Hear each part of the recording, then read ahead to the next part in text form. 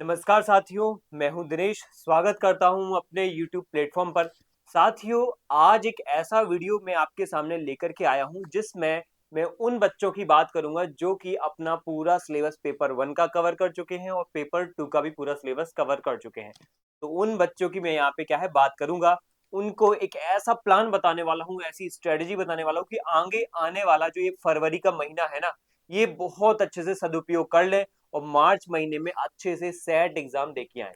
ठीक है, तो मेरी यहाँ पे बात जो है सिलेबस पूरा जिनका हो चुका है उनके लिए ये होने वाली बात। उनको कुछ ऐसे काम बताऊंगा जो उनको वो काम पूरे कर लेने हैं और अपना प्लान तैयार कर लेना है। उस प्लान के बाद वो जब एग्जाम देने जाएंगे ना तो बहुत अच्छा एग्जाम जाने वाला है। तो चलिए स्टार्ट करेंगे अपने इस डिस्कशन को, जिसमें मैं आपको बताऊंगा आखिर वो प्लान या वो कौन सी काम की बातें हैं जिससे आपके ये 30 दिन बहुत अच्छे से गुजरे और 30 दिन में आप वो सॉलिड चीजें पढ़ लो जिससे आपको कहीं ना कहीं यहाँ पे सिलेबस पूरा हो जाने के बावजूद भी कुछ बच्चों में क्या होता है, ओवर कॉन्फिडेंस क्रिएट हो जाता है कि हमने तो सिलेबस पूरा कर लिया, हमने टेस्ट लगा लिए, हमारा तो एग्जाम होने वाला है। लेकिन नहीं होता है, क्योंकि कुछ कमियां ऐसी रह जाती हैं।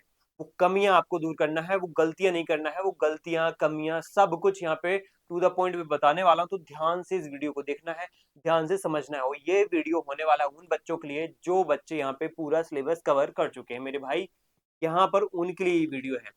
उन बच्चों के लिए और उन विद्यार्थियों के लिए वीडियो नहीं है जो अपना आधा सिलेबस पढ़े हैं, अभी बैठे हुए हैं और अभी भी वेट कर रहे हैं, या जिन्होंने अभी किताब ही नहीं उठाई है, अभी कुछ पढ़ा ही नहीं है, या जिनका सिलेबस अभी 1% या 10% भी नहीं हुआ है। उनके लिए अलग से एक वीडियो मैंने ऑलरेडी बना दिया है हमारी यूट्यूब चैनल पे। तो दोनों वीडियो, दोनों तरीके की वीडियो, चाहे वो आधा सिलेबस जिनका हुआ हो या जिनका कहीं ना कहीं यहाँ पे बिल्कुल भी सिलेबस पूरा नहीं हुआ हो, उनके लिए वो सेपरेट वीडियोस काम के हो सकते हैं। उनको क्या तकनीकें या क्या तरीके या क्या रणनीति अपनानी चाहिए वो मैंने उस वीडियो में बताई है। तो चलिए इसमें हम समझते हैं कि जिनका सिलेबस पूरा हो चुका है वो कौन सी ऐसी बातें हैं जो ध्यान में रखेंगे जिससे उनका जो है 30 दिन, आगे के 30 दिन या फरवरी का महीना जो है अच्छे से यहाँ पे पढ़ाई में गुजरे और आगे जाकर के मार्च में उनका एग्जाम भी बहुत बेहतरीन तरीके से जाए। तो हम यहाँ पे डिस्कस करेंगे 30 दिन का मास्टर प्लान जो कि एमपीपीएससी सेट एग्जाम को लेकर के होने वाला है।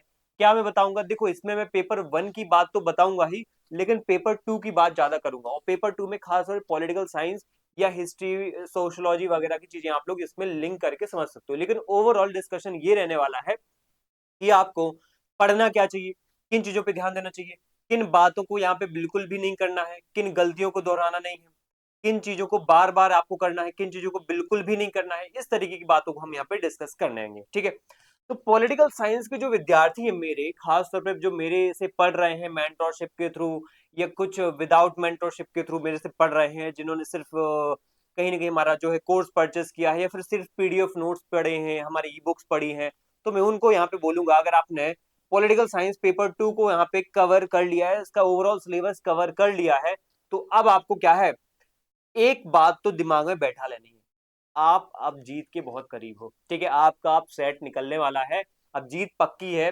और जीत पक्की ये है कि आपने कहीं ना कहीं जो बाकी के लगभग 70-80% बच्चे हैं ना, जो आधा अधूरा सिलेबस करके बैठे हैं या कहीं ना कहीं जिन्होंने सिलेबस अभी उठाया ही नहीं है, उनसे काफी आगे निकल चुके हो। ठीक है, अब जो बच्चे मेरे वो वीडियो देख, जो बच्चे यहाँ पे सिलेबस अभी नहीं किया है या सिलेबस अभी आधा किया है, अगर वो बच्चे मेरा ये वीडियो देख रहे हैं तो उनको एक बात समझा दूंगा या समझा देता हूँ कि आपको यहाँ पे डरने वाली बात, ये फिर आपके लिए डरने वाली बात नहीं है। क्योंकि आपको भी एक अलग तरीका अगर आप अपनाओगे, अलग तरीके को फॉलो करोगे, एक अलग स्ट्रेटजी को फॉलो करोगे, तो आप भी यहाँ पे सही दिशा में क्या है तैयारी को अपना जो है पूर्ण कर सकते हो, तैयारी को एक अंतिम जो है स्थिति दे सकते हो। फिर उसके बाद एग्जाम दोगे ना तो डेफिनेटली अच्छा एग्जाम जाएगा।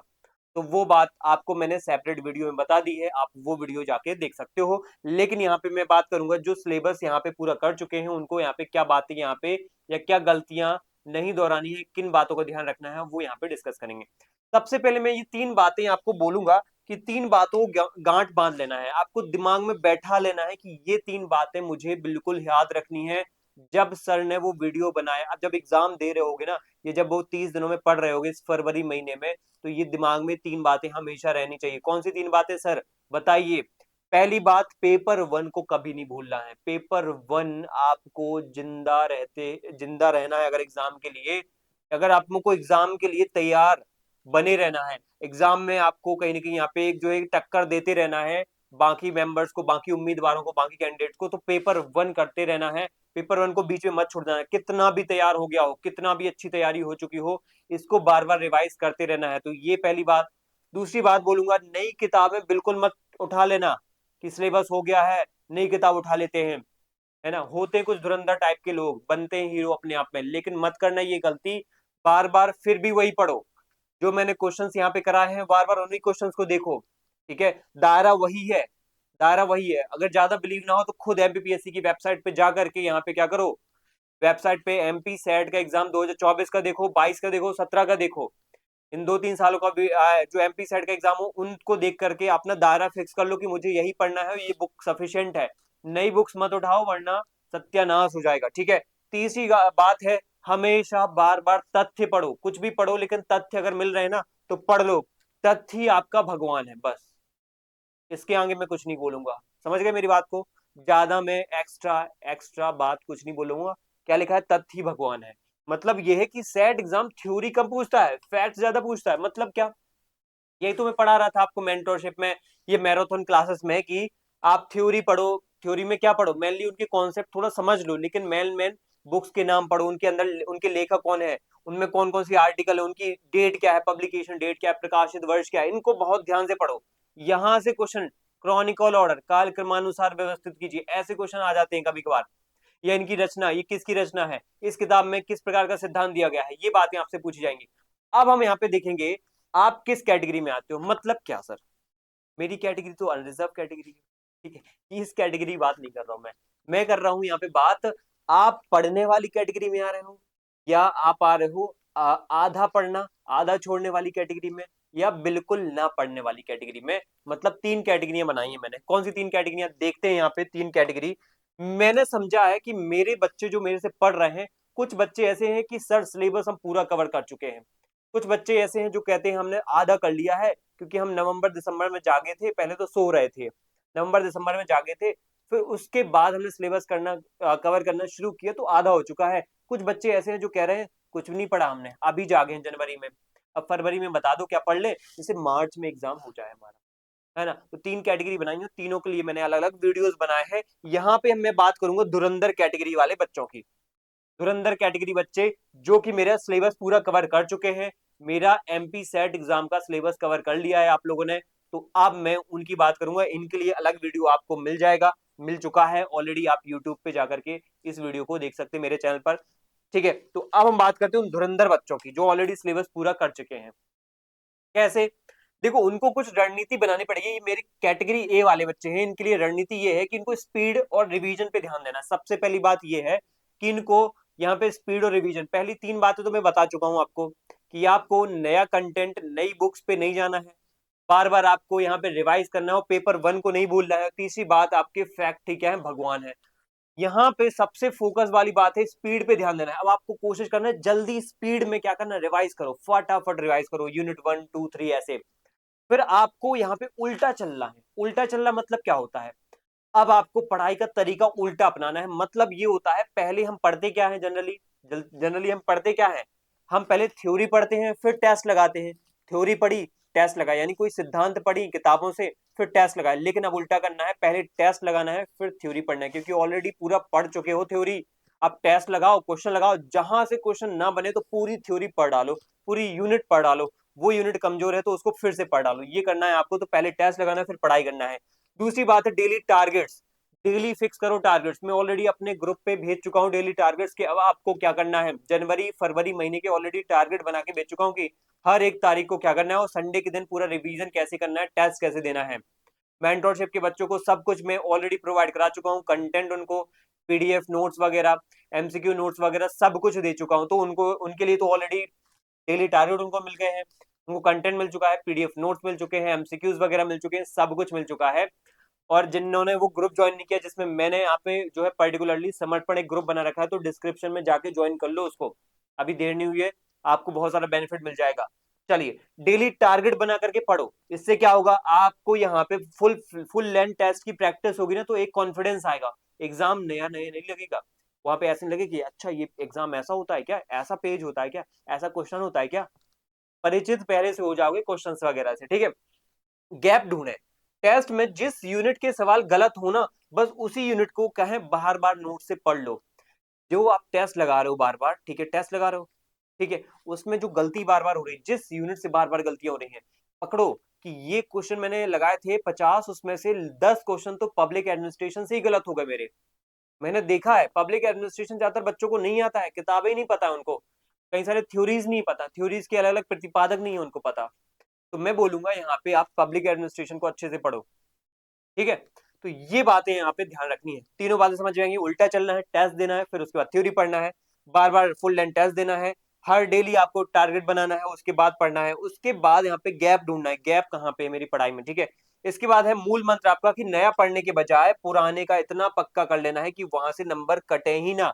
अगर वहां से नंबर कटे ना, तो मैं यहाँ पे आप लोगों को जरूर यहाँ पे बख्शूंगा नहीं, क्योंकि मेरे जो विद्यार्थी होंगे ना, मैं उनको जरूर यहाँ पे पूछूंगा कैसी रही आपकी एग्जाम, वो कहाँ से गलत किए क्वेश्चंस। अगर उन्होंने बता दिया कि वहां से गलत किए, तो मैं जरूर उनसे पूछूंगा कि तुमने तो पूरा सिलेबस पूरा कर लिया था, फिर क्यों वहां से गलत किया। तो ये कहलाता है ओवर कॉन्फिडेंस, इसलिए वहां से गलत ना हो जहां सिलेबस में अच्छे से हमने कवर कर लिया था। हमारे पास टाइम है 30 दिन का, इसलिए मैं वीडियो पर्टिकुलरली 30 दिन पहले ला रहा हूँ। मैं तो चाहता तो, है ना, 40 दिन पहले ले आता, 60 दिन पहले ले आता, नहीं, प्रॉपर 30 दिन, क्योंकि ये 30 दिन ऐसे दिन होते हैं यहाँ पे आप चाहो तो बहुत अच्छे से रिवाइज भी कर सकते हो, चाहो तो सिलेबस भी आप लोग अच्छे से शुरू से पढ़ सकते हो पूरा। एकदम से ऐसा भी नहीं कि 10 दिन पहले वीडियो ला रहा हूँ तो 10 दिन में तो कुछ भी नहीं होता है फिर, ठीक है। तो ये बात आपको ध्यान रखनी है। चलिए, इसके बाद आपको अब पढ़ना कुछ बंद करना पड़ेगा, परखना शुरू करना पड़ेगा। पढ़ना बंद और परखना शुरू मतलब क्या? मतलब ये होता है कि 30 दिनों में एक्यूरेसी अगर स्पीड चाहिए, तो आपको यहाँ पे ओवर कॉन्फिडेंस से बचना पड़ेगा, और अपने आप को यहाँ पे ये दिमाग में बैठाना पड़ेगा कि सिलेबस पूरा होने का मतलब ये नहीं होता है कि याद आपको यहाँ पे पर्टिकुलरली चीज हो ही गई होगी। या कुछ बच्चे ऐसे बोल रहे होंगे या सोच रहे होंगे कि सर हमने वो पूरा सिलेबस तो कवर कर लिया है, लेकिन हमें याद नहीं हो रही चीजें, ऐसी बात भी होगी। और कुछ बच्चों को यहाँ पे बोल रहे सोच रहे होंगे सर हमें तो पूरा याद हो गया है, हमें तो इतना कॉन्फिडेंस है कि यहाँ पे सब कुछ, अभी पेपर दे दो हम पूरा कर लेंगे, तो उनको ओवर कॉन्फिडेंस है। और किसी का सिलेबस पूरा हो जाने के बाद भी फिर भी कॉन्फिडेंस नहीं आ रहा है, किसी को ओवर कॉन्फिडेंस आ रहा है। तो दोनों टाइप की बातें हम, मैं दोनों टाइप की चीजों से कैसे डील करूं, यहाँ पे मैंने सोचा कि सबसे बड़ा बदलाव यहाँ पे रिवर्स लर्निंग को देना चाहिए। रिवर्स लर्निंग से क्या होती है, बच्चे में एक ऐसी अप्रोच डेवलप होती है कि चाहे ओवर कॉन्फिडेंस वाला बच्चा हो, चाहे लेस कॉन्फिडेंस वाला, या अंडर कॉन्फिडेंस, या फिर लेस कॉन्फिडेंस एग्जैक्ट वर्ड है यहाँ पे बोलेंगे, तो लेस कॉन्फिडेंस यानी बहुत कम विश्वास वाला या आत्मविश्वास वाला बच्चा है ना, तो उसको भी यहाँ पे अच्छे से परखना अपने आप को आ जाता है।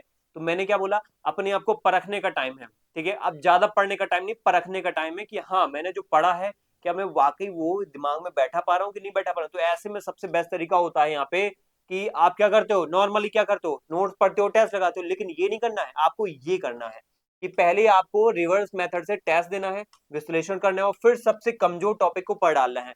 ऐसे में चाहे ओवर कॉन्फिडेंस वाला बच्चा भी होगा ना, तो उसकी भी धज्जियां उड़ जाएंगी, क्योंकि उसको जिस बात पे ओवर कॉन्फिडेंस आ रहा है ना, तो उसको टेस्ट से पता चल जाएगा कि उसको कितना याद है, ठीक है। और जिसको कम कॉन्फिडेंस है उसको भी पता चल जाएगा कि हाँ उसको वो चीजें याद है पहले से, बस बेवजह का टेंशन ले रहा है, वो बेवजह का बर्डन ले रहा है, ठीक है। तो टेस्ट पहले लगाओ, फिर उसके बाद थ्योरी पढ़ो, तो ऑटोमेटिक चीजें सॉर्ट आउट हो जाएंगी। चलिए, इससे फायदा क्या होता है कि चीजें दोबारा पढ़ने में समय बर्बाद नहीं होता है। आप उन यूनिट्स पे टाइम बार बार बर्बाद नहीं करोगे जो ऑलरेडी आपको याद है, आप उन यूनिट्स पे टाइम दोगे जहां पे आपका क्या है, जहां पे कमजोर है चीजें। तो उसको टाइम देने से आपको कहीं ना कहीं वीक एरिया पता चलेगा, और वीक एरिया को दूर कर लिया तो बस कट ऑफ के आसपास या कट ऑफ से तो ऊपर पहुंच ही गए आप, ठीक है, आराम से सेट एग्जाम क्लियर आपका। इसके बाद आपको एक फिल्टर स्ट्रेटेजी बताऊंगा। फिल्टर स्ट्रेटेजी क्या होती है, 3 पेन फॉर्मूला कहते हैं इसको। आप यहाँ पे अलग अलग रंगों के पेन लेके आए हो कभी ना कभी स्कूल में, कॉलेज में। एक होता है आपका ग्रीन, एक ब्लू, एक रेड। ग्रीन पेन से आप ऐसे एक जोन बना लो, बनाना हो बना लो, वरना पेन वेन लेने की कोई जरूरत नहीं है, तो मैंने समझाने के लिए बताया है। ग्रीन पेन फॉर्मूला मतलब यहाँ पे ये है, ग्रीन जोन, जिसमें जैसे आप वो ऐसे कुछ टॉपिक्स फिक्स कर लो, एक 3 कैटेगरी बनाओ, या फिर ऐसा भी कर सकते हो, कैटेगरी बनाओ, एक फर्स्ट कैटेगरी, एक सेकंड कैटेगरी और एक थर्ड कैटेगरी। पहली कैटेगरी में क्या करो, आप उन टॉपिक्स को रखो जैसे इंडियन पॉलिटी, मूवमेंट वगैरह, जो बहुत ही अच्छे तरीके से आपने क्या है समझ लिए हो, बहुत पहले से पढ़ते ही आ रहे हो, पीएससी वीएससी की तैयारी कर चुके हो, वनडे एग्जाम की अगर मान लो तैयारी कर चुके हो, कोई ना यहाँ पे चीजें आपने पढ़ी है, एग्जाम दिए तो आपने पॉलिटी पढ़ा होगा, इंडियन पॉलिटी इतने बार पढ़ा है कि याद हो चुकी है। मौलिक अधिकार, कर्तव्य, राष्ट्रपति, संसद, राष्ट्र ये हमारे सुप्रीम कोर्ट, हाई कोर्ट वगैरह बहुत और आयोग वगैरह भी बहुत हद तक हमने पढ़ लिए हैं, तो याद है, बस पेज पलटाने की जरूरत है। तो आप ऐसी चीजों को पहली कैटेगरी में लिख लो जो ऑलरेडी आपको समझ विकसित हो चुकी है। दूसरी कैटेगरी में आप लिखो यहाँ पे एलोजॉन, जो कंफ्यूजिंग है, याद पढ़ लिए हैं, याद कर लिए, लेकिन फिर भी कुछ ना कुछ चीजों में कंफ्यूज करते रहते हैं, तो इनको दूसरी कैटेगरी में लिखो। फिर तीसरी कैटेगरी में लिखो रेड जोन, यानी कि तीसरी कैटेगरी में जो है बहुत ज्यादा टफ लगती है, सबसे टफेस्ट है आपके लिए, कंफ्यूजिंग वाली दूसरी कैटेगरी, सबसे टफेस्ट वाली जो है तीसरी कैटेगरी। अब इसमें आपने कैटेगरी बना ली, लेकिन आपको करना क्या है, एक्चुअली करना तो अब ये है, अब बताऊंगा आपको। जो समझ में आ चुकी है उनको भी डेली पढ़ना है, लेकिन फटाफट बस मिनटों में पढ़ लेना है, या कुछ 30-40 मिनट में पूरा रिवाइज कर लेना है उसको डेली। लेकिन जो है टॉपिक कंफ्यूजिंग, जो एलो लाइन वाला है, तो उसको क्या करना है, जैसे थिंकर्स हो गए हैं, ये भूल जाते हैं, इनकी थ्योरीज भूल जाती हैं, इनके कोट्स भूल जाते हैं, जैसे जो है J.S. मिल है, जॉन लॉक है, इनका कोई कोट है पर्टिकुलर, इनकी कोई बात है, कोई विशेष बात है, कोई इनका लाइन है, वो लाइन बार बार पूछा जा रहा है, वो स्टेटमेंट कथन बार बार पूछा जा रहा है, या वो कहीं ना कहीं वो बात पर्टिकुलरली उदारवाद से जुड़ी हुई बात है, तो वो ऐसी विचारधाराओं या विचारकों से जुड़ी हुई बात आती रहती है, तो ये कंफ्यूज करती है। पब्लिक एडमिनिस्ट्रेशन का कोई विचार है, सिद्धांत है, या न्यू पब्लिक एडमिनिस्ट्रेशन है, न्यू पब्लिक मैनेजमेंट है, ठीक है, इन सब चीजों से भी हमें बहुत ज्यादा परेशानी होती है, तो इनको कंफ्यूजिंग पॉइंट में डाल करके बार बार हर 3 दिन में क्या करते रहेंगे, इनको रिवाइज करते रहेंगे बार बार, ठीक है, बार बार फिर से पूरी यूनिट पढ़ डाली, ठीक है, घंटों में कुछ 2-3 घंटे का टाइम लेकर के, ठीक है। इसके बाद है रेड जोन। रेड जोन वाले वो चीजें जैसे IR की संधियां, बड़ी बड़ी संधियां, बुक्स, ऑथर वगैरह, आर्टिकल्स वगैरह, इनको रोजाना सुबह रोज 30 मिनट पढ़ना ही पढ़ना है, ठीक है। इसको चाहो तो आप हफ्ते में पढ़ सकते हो, इसको रोज 3 दिन में पढ़ सकते हो, इसको रोज आपको रोजाना पढ़ना ही पढ़ना है। जो ज्यादा टफ है, जो ज्यादा याद नहीं होती है, सब भूल ही जाती हैं डेट्स वगैरह, जैसे ये IR की संधियां, वियना कन्वेंशन, UN की जो है चार्टर वगैरह कब साइन हुआ, ठीक है, अलग अलग जो UNWTO की स्थापना हुई है, मास्ट्रिच की संधि हो गई है, संघाई कॉपरेशन ऑर्गेनाइजेशन कब बना है, ठीक है, साफ्टा कब हुआ, आसियान कब बना, तो इतनी सारी संधियां हैं, नाफ्टा वगैरह की चीजें आ जाती हैं, तो ये बने कब, संधियां कब हुई, तो इनके बारे में आपको रेड जोन में जाकर के डेली लिस्ट बना करके पढ़ना है। तो क्या किया आपने, तीन कैटेगरी बना करके एक समझने वाली चीज को आपने हफ्ते दर हफ्ते पढ़ना है, 3-4 हफ्ते में पढ़ के खत्म कर देना उसको। कंफ्यूजिंग वाली चीज को आपको बिल्कुल हर 3 दिन में पढ़ना ही और लिस्ट बनाना है। सबसे पहली बात ये मैं बोलूंगा, इन चीजों में आपको ऐसा नहीं कि लंबे लंबे नोट्स रीड आउट करना है, बस आपके 5-5 6-6 पेज में लिस्ट बनी होनी चाहिए, कथनों की, डेट्स की, हर तरह की बुक्स की, कथनों की, ठीक है, सिद्धांतों की लिस्ट बनी हो सभी, एक तरफ थिंकर्स लिखे हो, उनके सिद्धांत लिखे हो, एक तरफ थिंकर्स लिखे हो, उनकी सभी किताबें लिखी हो, एक तरफ थिंकर्स लिखे हो, उनके सभी सिद्धांत लिखे हो, इस तरीके से, ठीक है, इस तरीके से आपको चीजें क्या है बनानी पड़ेंगी, तब जाकर के ये चीजें हो पाएंगी, ठीक है। इसके बाद पॉलिटिकल साइंस स्पेसिफिक जो हमारे बच्चे हैं ना, उनके लिए मैं बात बोलूंगा कि अगर MP सेट एग्जाम कॉन्सेप्चुअल कम होता है, तो हमें पता है फैक्चुअल ज्यादा होता है, ये ठीक है, जानते हैं फैक्चुअल ज्यादा होता है, तो हमें टेबल चार्ट बनाने की इसलिए ज्यादा इंपॉर्टेंस, हमें पता है कि टेबल चार्ट बनाना कितना जरूरी हो जाता है, कंपेरेटिव पॉलिटिक्स की बात हो, चाहे संविधानवाद की बात हो, राजनीतिक संस्कृति की बात हो, दलीय प्रणाली की बात हो, इसमें हम टेबल चार्ट बना करके चीजों को रख सकते हैं याद। कोटेशन वगैरह में हमें जनरली पाश्चात्य विचारों के कोट वगैरह याद नहीं होते हैं, मार्क्स के ज्यादातर पूछे जाते हैं, प्लेटो के पूछे जाते हैं मार्क्स के, ठीक है, जॉन लॉक, मैरी वोllstonecraft हो गए हैं, ठीक है, इन सब के। फिर भारतीय विचारकों के भी कई सारे सिद्धांत हैं, कई सारे कथन है। भारतीय विचारकों के तो चलो याद हो जाते हैं, क्योंकि उनको हमने पढ़ा है, समझा है, जानते हैं, महात्मा गांधी, अंबेडकर, नेहरू जैसे लोगों को, सरदार पटेल जैसे लोगों को, लेकिन यहाँ पे पाश्चात्य विचारकों को उतना नहीं पढ़ा है, तो आपको यहाँ पे एक लिस्ट बनाना चाहिए, जिससे चीजें और क्या है, सरल हो जाए, सिंपल हो जाए, ठीक है। इसके बाद में बोलूंगा आपको इंडियन पॉलिटिकल जो थॉट है, जैसे गांधी, अंबेडकर, सावरकर, कौटिल्य है ना, इनकी किताबों और प्रकाशन वर्ष को थोड़ा सा ज्यादा अच्छे से पढ़ लेना है, और ये सीधे सवाल यहाँ से बिल्कुल आ ही जाते हैं, इनको रट लेना है, ठीक है। इसके बाद आगे बढ़ते हैं, मॉक टेस्ट का सही तरीका क्या होता है, ठीक है, ये भी तो एक बात है, हमें मॉक टेस्ट कैसे लगाना चाहिए, ये बात मैं बताता हूँ। तो सही हमारा जो अप्रोच है ना, उसमें होता है समय आपका बहुत मैटर करता है। मॉक टेस्ट उसी समय दे जब आपका असली एग्जाम हो। जनरली हम क्या है, मॉक टेस्ट कभी रात में लगा रहे हैं, ठीक है, दिन भर पढ़ा और रात में लगा रहे हैं, अब रात में आपको थकावट हो जाती है, ठीक है, कितना भी आपने पढ़ा हो, कितने भी हर कॉन्सेप्ट क्लियर हो, थकावट की वजह से क्वेश्चंस के गलत होने के चांस ज्यादा नहीं। और ऐसे में अगर पढ़ोगे, तो अगर ऐसे में क्वेश्चंस गलत होंगे, तो आपको डिमोटिवेशन फील होगा, डिमोटिवेशन फील होगा, तो आपको लगेगा कि मेरी तो तैयारी हुई नहीं है कुछ भी। लेकिन आप ये देखो ना कि आपने परिस्थिति क्या चुनी है, रात को टेस्ट नहीं लगाना है मेरे भाइयों, दिन में उस वक्त टेस्ट लगाना है जिस वक्त आपको एग्जाम देने जाना है। एमपीपीएससी में एमपी सेट एग्जाम 12 से 3 जनरली बताया जाता होता है, ठीक है। कुछ जगहों पे 10 से यहाँ पे 1 भी मिल सकता है, ठीक है। तो मान लो इस फेज में हो रहा है तो आपको एक जनरली 10 से लेकर के 3 बजे के बीच में टेस्ट लगा ही लेना है। सुबह 10 से 3 के बीच में टेस्ट लगा लेना। मान लो बीच में कोई काम आ गया तो बिल्कुल सीरियस होकर के एक पेपर डाउनलोड करके एमपीपीएससी का या कहीं ना कहीं यूथ कंपटीशन की बुक के माध्यम से हमारी मेंटरशिप के कोई ना कोई यहाँ पे जो कंटेंट को लेकर के आप हमारे ऐप पे जाकर के एग्जाम गुरु जी के ऐप पे जाकर के आप क्या कर सकते हो, यहाँ पे कंटेंट उठा सकते हो और वहां से टेस्ट रिज्वाइन करके वहां से क्या कर सकते हो, टेस्ट लगा सकते हो। उसके बाद अपने आप को इवेल्युएट करो कि हाँ आपने मॉक टेस्ट में कैसा परफॉर्मेंस किया, उसके बाद इवेल्युएट करो अपने आप को। ऊट पटांग समय पे टेस्ट लगाओगे तो चांसेस जो है ना गलत होंगे के रहेंगे ही रहेंगे, ठीक है। पेपर 1 और बॉडी क्लॉक भी सेट हो जाती ना ऐसे में, जिस वक्त आप टेस्ट लगाओगे डेली तो उसी वक्त आपका एग्जाम जो रियल का एक सेट एग्जाम होने वाला है वो भी आपकी तैयार हो जाएगी। बॉडी क्लॉक वैसी बैठ जाएगी, आपको ज्यादा दिक्कत नहीं होगी है होती है। पेपर 1 और पेपर 2 दोनों पेपर एक साथ बैठ कर दें, 3 घंटे लगातार बैठने की आदत बनाए, क्योंकि वहां पे 3 घंटे लगातार बैठ कर पेपर 1 के वो आपको शिक्षण अभिवृत्ति, शोध अभिवृत्ति, DI, reasoning, maths, ICT, environment, शिक्षण पद्धति, उच्च शिक्षण प्रणाली, इन सब के क्वेश्चंस लगाने हैं। 50 क्वेश्चन ये पेपर 1 के, 100 क्वेश्चन पेपर 2 के, सबको एक साथ 3 घंटे में आपको लगाना है, उसके आंसर्स देने हैं।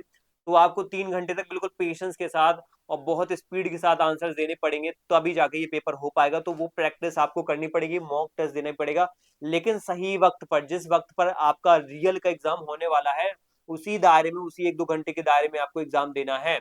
अगर 12 से 3 हो रहा है तो 12 से 3 दो, अगर 10 से हो रहा है 1 के बीच में तो 10 से 1 के बीच में दो, 11 से 2 के बीच में तो 11 से 2 के बीच में दो, ठीक है। तो ये हमें टाइम रखना है अपना। इसके बाद हमें एनालिसिस भी करना है। टेस्ट देने के बाद आप अगर 2 घंटे आपको लगते हैं, ठीक है, तो उसका विश्लेषण करने में 1 घंटा और लगाना चाहिए। मान लो अगर हमारा 3 घंटे का एग्जाम है तो 1-2 घंटे और हमें क्या करना चाहिए, उसके एनालिसिस पे देना चाहिए, क्योंकि एनालिसिस ही हमें क्या है अब ऐसी दिशा में ले जाएगा कि हाँ वाकई जो कमियां रहेगी ना वो दूर हो जाएंगी। वरना एनालिसिस नहीं किया, टेस्ट बस दे दिया, एनालिसिस नहीं किया तो क्या फायदा आपका टेस्ट देने का, बताइए। एनालिसिस पे भी टाइम देना है कि पर्टिकुलरली वो कौन सी यूनिट गलत हो रही है, कौन सी यूनिट्स के क्वेश्चन गलत हो रहे हैं, वो ध्यान देना है हमें, ठीक है।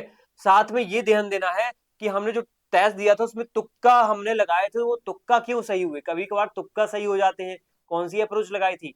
कभी कभार ऐसा होता है कि कभी आता हुआ सवाल भी गलत कर देते हैं, कभी कभार जो बनता नहीं था लेकिन तुक्का लगाया तो सही हो गया। कभी कभार ऐसा होता है कि अगर आया है वो हमें क्वेश्चन भी आता है, हमने पढ़ा भी है, लेकिन आता हुआ क्वेश्चन भी गलत करके आ जाते हैं, तो ये क्यों हुआ। इस अप्रोच को आपको डेवलप करना है, ये चीजों को समझना है ऐसा क्यों हो रहा है, ठीक है। तो ये हमें कर लेंगे तो जितने जल्दी हम कर लेंगे तो उतनी जल्दी हमारे लिए फायदा होगा।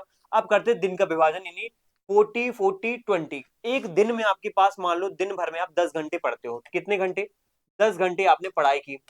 10 घंटे में से आपको 40% समय यानी कि 4 घंटे किस पे देना है, 4 घंटे समय देना है आपको पीवाईक्यू क्वेश्चन पर और मॉक टेस्ट पर। 4 घंटे मतलब मीन्स 2-3 घंटे तक टेस्ट दो, 1 घंटे एनालिसिस करो उसका, ठीक है। 1 घंटे एनालिसिस करो, उसके बाद आप क्या करो, 40% समय यानी कि बाकी 4 घंटे जो है ना, आप टेस्ट में जो गलत हुआ है सिर्फ उस टॉपिक को डिटेल में फिर पढ़ना शुरू कर दो। विश्लेषण किया आपने, टेस्ट को दिया 3 घंटे, 1 घंटे एनालिसिस किया, फिर जो गलतियां निकली उसका 4 घंटे तक फिर थ्योरी को पढ़ डाला आपने। बताओ अब कहां से गलत होगा वो, थ्योरी को इंस्टेंट पढ़ डाला आपने, ठीक है। ये डेली करना है आपको। उसके बाद 20% जो समय बचा, ठीक है, 4 घंटे हमने इसमें ले लिए, 4 घंटे इसमें ले लिए, बचे 2 घंटे। 2 घंटे को हम बाकी जो मैथ, रीजनिंग है, टीचिंग एप्टीट्यूड है, इनको भी हम कहीं ना कहीं यहाँ पे कोशिश करेंगे रिवाइज कर लें, इंस्टेंट रिवाइज कर लें, ठीक है। कोशिश करेंगे इंस्टेंट रिवाइज कर लें। कैसे इंस्टेंट रिवाइज, इनकी फॉर्मूला देखते रहें, इनके कॉन्सेप्ट देखते रहें। तो ये भी हमें कहीं ना कहीं पेपर 1 से भी अटैच करके रखेगा, पेपर 1 से। इसमें जनरली हम पेपर 2 का रिवीजन कर लें इस बाकी के 4 घंटे में, और बाकी के 2 घंटे में हम पेपर 1 का रिवीजन कर लें, और इस 4 घंटे में 40% टाइम में हम टेस्ट लगाएं, सिर्फ और सिर्फ टेस्ट लगाएं। तो टेस्ट 4 घंटे, उसका एनालिसिस 4 घंटे हमने थ्योरी पढ़ी, जो पेपर 2 में गलतियां हुई उसकी थ्योरी पढ़ी वापस से, और फिर बाकी के 2 घंटे हमने पेपर 1 को पढ़ा, उसकी थ्योरी पढ़ी, ठीक है। तो ये अप्रोच से हमारा पूरा टाइम जो है यूटिलाइज हो जाएगा 10 घंटे का। मान लो किसी के पास 5 घंटे हैं तो वो कहीं ना कहीं यहाँ पे फिर इस चीज को मैनेज करे, रात को करे, लेकिन 10 घंटे का लास्ट के 30 दिन बचे हैं, कोशिश करे लास्ट के यहाँ पे 30 दिनों में 8 से 10 घंटे का टाइम निकाल ले और अपने इसके अकॉर्डिंग कहीं ना कहीं कोशिश करे। मान लो इसको 4 घंटे तो देखो टेस्ट में देना ही पड़ेगा, 3 से 4 घंटे, 3 घंटे का तो एग्जाम मॉक टेस्ट देगा, 1 घंटे का एनालिसिस करेगा और बाकी के 2-3 घंटे वो चाहे तो थ्योरी पढ़ सकता है पेपर 2 की, और पेपर 1 की 1 घंटे थ्योरी पढ़ सकता है। तो 7-8 घंटे भी वो पढ़ सकता है, लेकिन करना ही पड़ेगा, करना चाहिए। अंतिम के आखिरी दिन का आपको माइक्रो प्लान बनाना पड़ेगा। माइक्रो प्लान में बता देता हूँ, जैसे मान लो आपके फरवरी का महीना आ गया है, लास्ट फरवरी 18-19 तारीख है, तो सिर्फ छोटे छोटे नोट्स और वन लाइनर्स आप पढ़ते रहो, बीच बीच में पढ़ते रहो, और पिछले 5 साल के पेपर्स को दोबारा देख लो फिर से, क्योंकि सवाल रिपीट हो जाते हैं। इसके बाद पढ़ाई बंद कर दो लास्ट के डे 29 में, और जब बिल्कुल 2-3 दिन बचे, हल्का रिवीजन करते रहो, ज्यादा इंटेंस पढ़ाई मत करो, नई चीजों को तो बिल्कुल मत उठा लेना, ठीक है। उसके बाद एग्जाम डे के दिन आप बिल्कुल रिलैक्स होकर के एग्जाम देने चले जाओ। तो ये मेरा क्या था, पूरा एनालिसिस था जो आपको ध्यान में रखना है, वो मैंने बताया ना।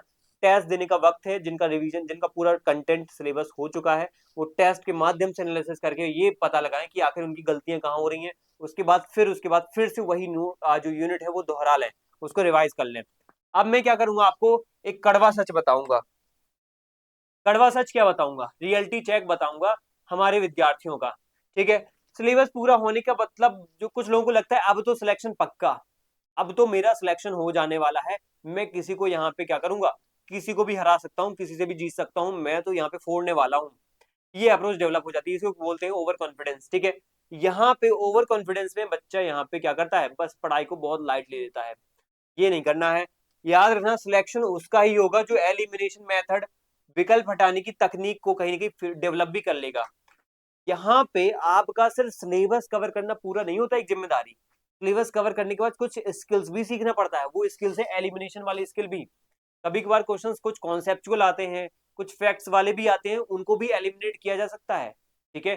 कुछ ऐसे फैक्चुअल क्वेश्चंस भी आते हैं जिनको हम एलिमिनेट कर सकते हैं, जैसे मान लो उदारवाद की कोई कृति लिखी है, ठीक है, लिबर्टी के नाम पे कोई रचना लिखी है, अब मान लो उसमें 4 कोई विचारक हैं, उनके नाम लिखे हैं कि इनमें से ये किसकी है, तो लिबर्टी के नाम पे कोई किताब होगी तो शायद उसमें जॉन लॉक, जेएस मिल, या रूसो, या फिर मान लो, या फिर ये इजाया बर्लिन, इन जैसे लोगों का नाम होगा, ठीक है। अब वहां पे मान लो कार्ल मार्क्स का नाम लिखा, तो कार्ल मार्क्स का तो चांस ही नहीं है लिबर्टी के ऊपर कोई किताब होगी, डेफिनेटली। ये मान लो कोई सिद्धांत का कोई विचार लिखा हुआ है, कॉन्सेप्ट, ये अवधारणा किसकी है, तो अवधारणा हमें थोड़ी थोड़ी पता होंगी तो एलिमिनेट कर देंगे हम बाकी चीजों को, ठीक है, तो हम सही चीज पे चले जाएंगे। तो ये बात हमें क्या है, तभी हमें पता चलेगी जब हम पढ़ाई को निरंतर तरीके से करते रहेंगे और चीजें सीखेंगे, स्किल्स को सीखेंगे, डेवलप करेंगे, ठीक है। हर सवाल को ईगो पे नहीं लेना चाहिए। अगर कोई टॉपिक बहुत गहराई से पूछा गया है ना, और नहीं आता है, तो उसे छोड़ करके आगे बढ़ना है, ये एग्जाम टाइम पे आपको ध्यान रखना है, एग्जाम के दिन, ठीक है, ये वाली बात जो है ना, एग्जाम के दिन आपको ध्यान रखनी है।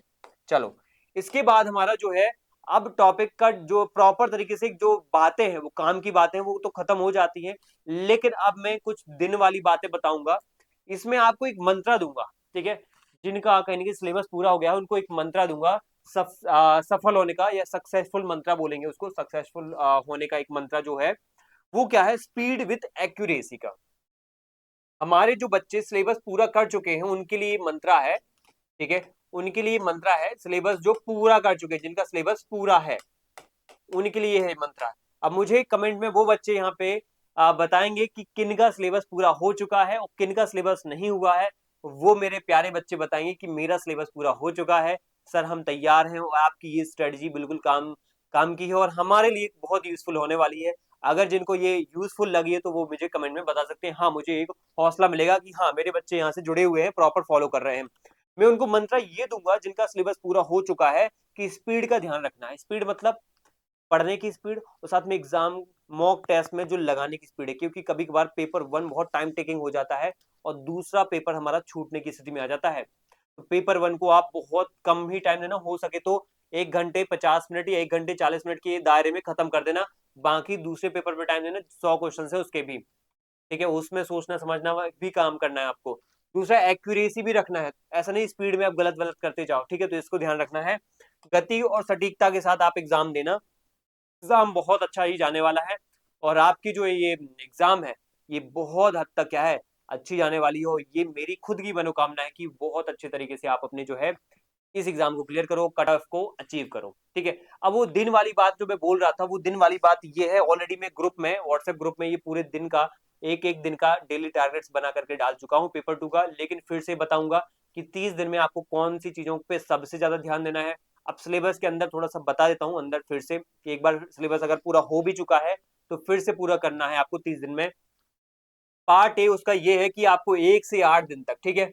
अब जो ये दिन है हमारा, आज का दिन है, कल के दिन से स्टार्ट करते हैं, मान लेते हैं कल के दिन से लेकर के अगले 8 दिन तक, अगले 8 दिन तक आपको बेसिक्स और थिंकर्स को बहुत अच्छे से पढ़ लेना है, क्योंकि ये थिंकर्स बहुत परेशान करते हैं, खासतौर पर यूनिट 1 2 3, जिसमें पॉलिटिकल थ्योरी है, फिर वेस्टर्न थिंकर्स हैं, पॉलिटी की बात करें हम खासतौर पे, फिर उसके बाद हमारे इंडियन थिंकर्स हैं, इनको अच्छे से पढ़ना है, चाहे इंडियन और वेस्टर्न थिंकर्स हो, विचारधाराएं हो, इनमें क्या रटना है, रटने की बात बोल रहा हूं मैं।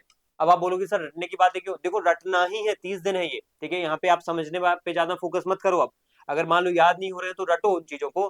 किताब किसने लिखी, कौन सा नारा दिया, किसका है, जैसे मैन इज बॉर्न फ्री, ये रूसो का नारा है, ठीक है। तो ऐसी चीजों को बार बार रटो, ठीक है। मानो क्या है, जो है मुक्त रूप से कहीं ना कहीं यहाँ पे जो है उसका जन्म होता है, वो स्वतंत्र रूप से जन्म लेता है, मानो क्या है, स्वतंत्र रूप से जन्म लेता है। ये किसकी जो है कथन है, किसकी लाइन है, ये रूसो की लाइन है। इन बातों को पढ़ो, ये किसने कही, किसने कही, एक लिस्ट बनाओ, लिस्ट बनाओ, जरूरी है ये बनाना। तो 1 से 8 दिन तक आपको ये करना है।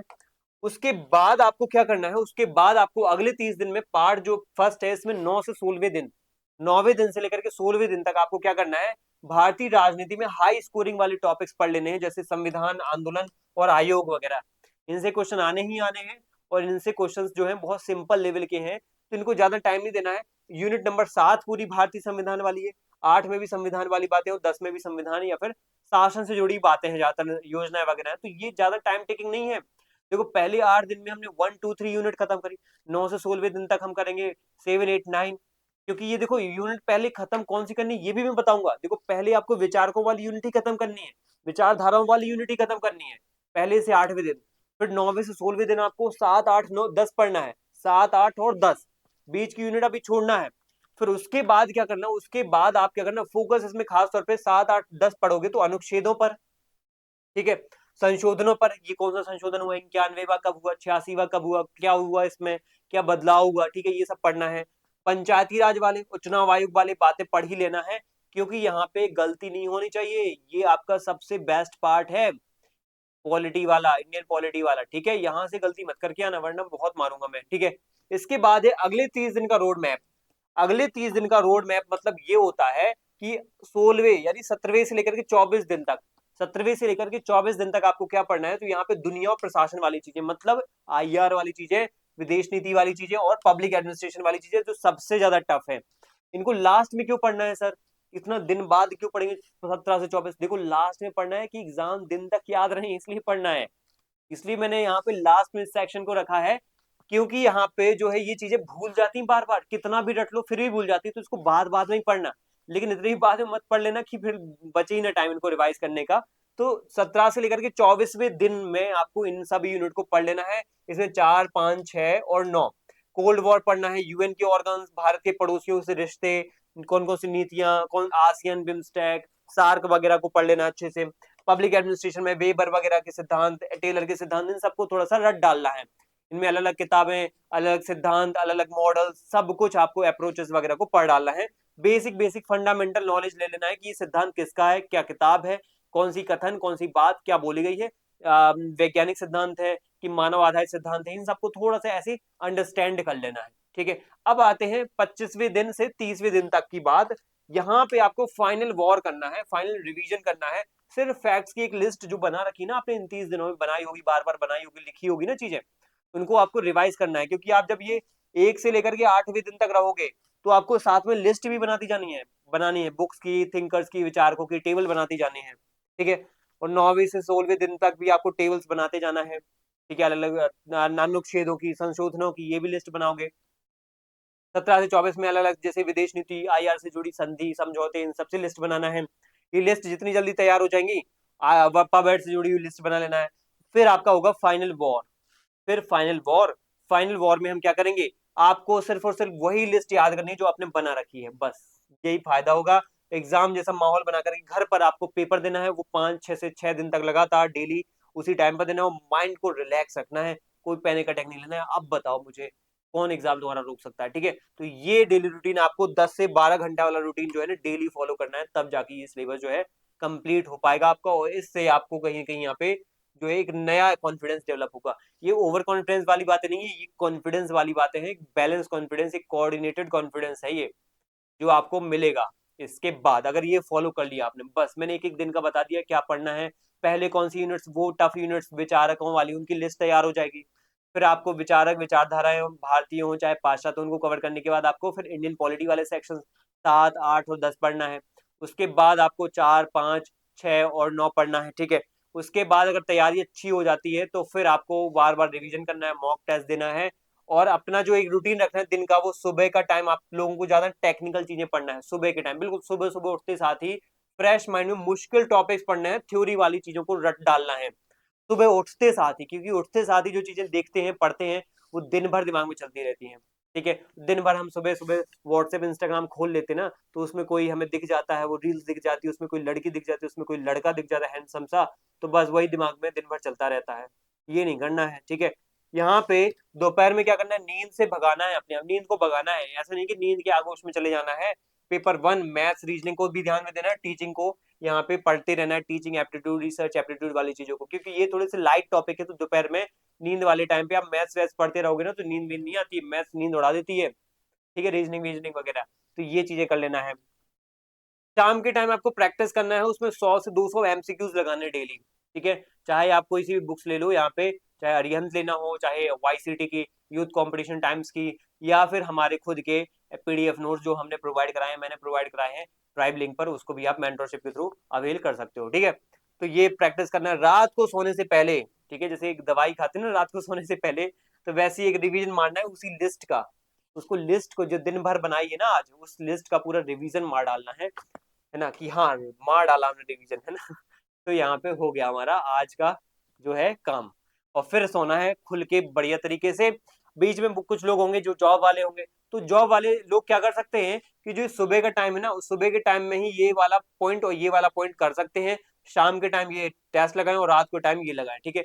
ये दोपहर के टाइम वाला जो सेक्शन है ना, इसको वो सुबह ले जाएं, मतलब दोपहर टाइम में जो ये पेपर 1 की तैयारी है ना, इसको वो सुबह कर ले तैयार, सुबह 1 घंटे या 2 घंटे वो इस वाले पेपर 2 को पढ़ ले, उसकी थ्योरीज थिंकर्स अलग अलग चीजों को, यहाँ पे उसी टाइम पे 1 घंटे निकाल के इस पेपर 1 को भी पढ़ लें।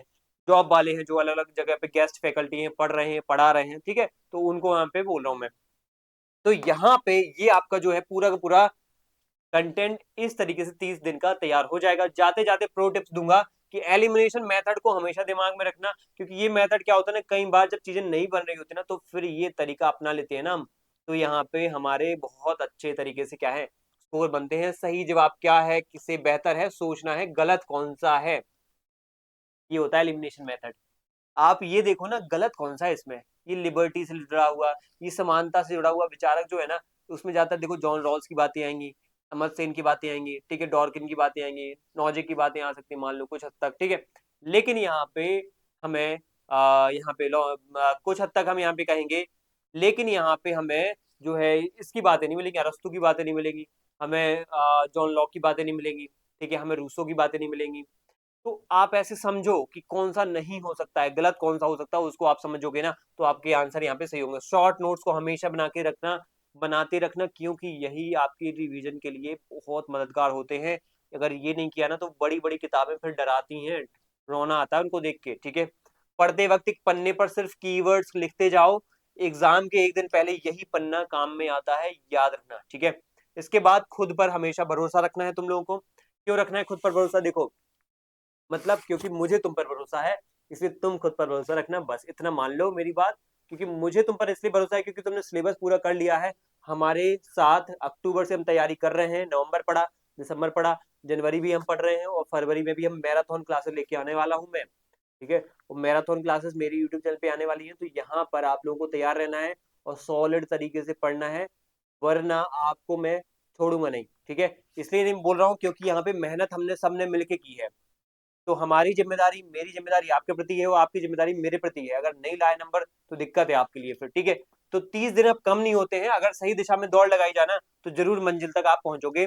इसलिए अब मैं आपको बस इतना बोलूंगा कि ऑल द बेस्ट, और फोड़ के आ जाना बस, और कुछ नहीं चाहिए मुझे। सेट निकलना चाहिए, क्योंकि जुलाई अगस्त में क्या है एपी है, ठीक है, एपी देने मिल जाएगा, और वेल स्ट्रक्चर्ड क्लास 10 की जॉब मिलने वाली है आपको। और क्लास 10 की जॉब चाहिए तो सेट निकालना पड़ेगा, सेट क्योंकि नेट से सिंपल होता है, नेट ही निकला कोई दिक्कत नहीं, सेट निकलेगा। तो मिलते हैं नेक्स्ट सेशन में, जिसमें मैं बात करूंगा आपको, अगर आपने मेरा अगला वीडियो या दूसरा वीडियो नहीं देखा है किस रिलेटेड, इस रिलेटेड कि सिलेबस, अगर मान लो उन बच्चों की बात करेंगे जिसका सिलेबस अधूरा हुआ है तो वो क्या करें, अगर ये वीडियो नहीं देखा तो इस वीडियो को भी देखो, क्योंकि वो बच्चे यहाँ पे बहुत होंगे या बहुत सारे परेशान हो रहे होंगे कि हमारा तो अधूरा सिलेबस ही हुआ है, एक दो यूनिट ही पढ़ पाए हैं हम, सर क्या करें बताइए।